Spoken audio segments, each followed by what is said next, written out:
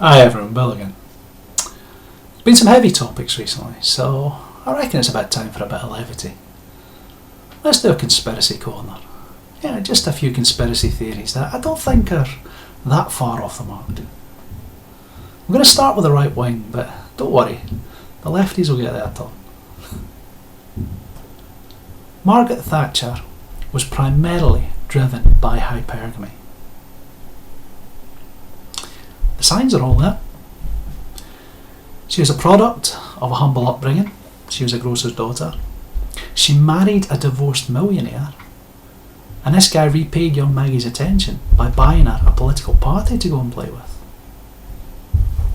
She adored strong, wealthy men. She sought out their company and she hung off their words like they were pearls of wisdom. The IAA's Anthony Fisher, Ralph Harris and Arthur Selden poisoned her young mind with an anti-Keynesian rhetoric. She's supposed to have squabbled with the Queen. Queen was less than impressed with the suffering that Maggie's economic policies were inflicting on her loyal subjects. This is classic gold digger versus matriarch behaviour. She was the only Western leader to have any truck with Milton Friedman's monetarist theories. Milton Friedman being another one of those wealthy elite. But Nigel Lawson, who was yet another independently wealthy economist, managed to talk her around to some kind of saner economic theory. Her decision to fight for the Falklands had at least as much to do with the character and the strength of Admiral Sir John Fieldhouse as it did any kind of level-headed military assessment. Mainly because she'd already destroyed the British Armed Services on the advice of a former Gurkha officer, a Cambridge graduate by the name of John William Friedrich Knott. Her reaction to lesser men is a bit telling. She hated those dirty, uppity trade unionists. She stockpiled fuel supplies and she engineered a year-long battle against the miners' union. Her general, well, he was a wealthy American industrialist, naturally. And Ian McGregor certainly did the trick. Yeah, today there's no coal miners or steelworkers unions to talk of in the UK.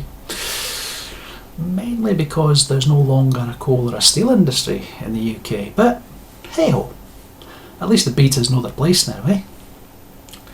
Right at the back of the unemployment queue, with their unmarried kids on methadone, and their grandchildren wondering where their fathers went. Price for everything. That other trait of hypergamy, leeching every last penny out of the poor sucker victim, is just as much on plain view here. The victim in this case being the government that Dennis bought her. It wasn't enough to enjoy the greatest natural bonanza in history, North Sea oil. She cheerfully sold off every asset the government owned, usually at terrific loss. Social housing, rail infrastructure, what was left of the coal and steel industries that she fucking castrated, all sold off for a fraction of the real worth. With the profit, well, the profit went to pay for some tax cuts for all those wealthy heroes of hers.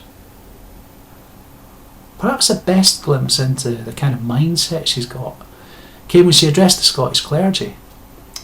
She came up and recounted the tale of the Good Samaritan with a wee twist.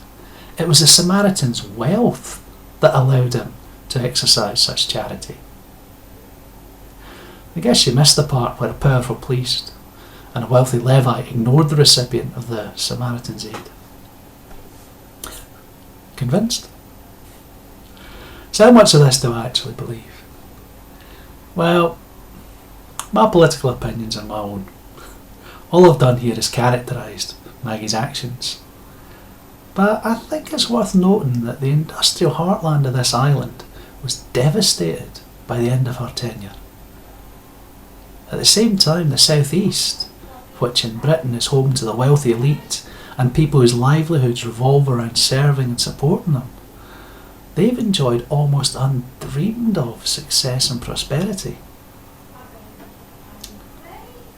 Wealthy, well-educated people were better off after a time in office. I don't think that's really in doubt. The there might be some opposition to the notion that the poorer end of the social spectrum, especially those outside of the southern counties, were left worse off. So what's the verdict, guys? Do you think it's a reasonable supposition, or just lefty bollocks? Laters.